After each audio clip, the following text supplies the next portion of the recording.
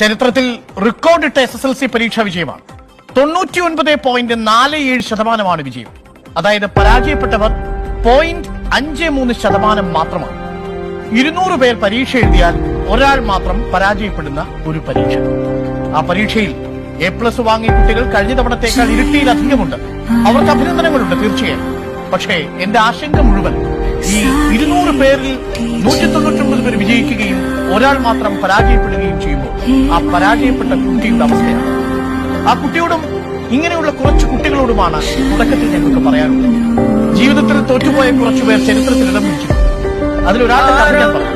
Latin അമേരിക്കയിലെ growth hormone deficiency ഉള്ള ഈ കുഞ്ഞിനെ എന്തു ചെയ്യണമെന്നറിയാതെ ബുദ്ധിമുട്ടിയിരുന്ന ഒരു കുടുംബമുണ്ടായിരുന്നു.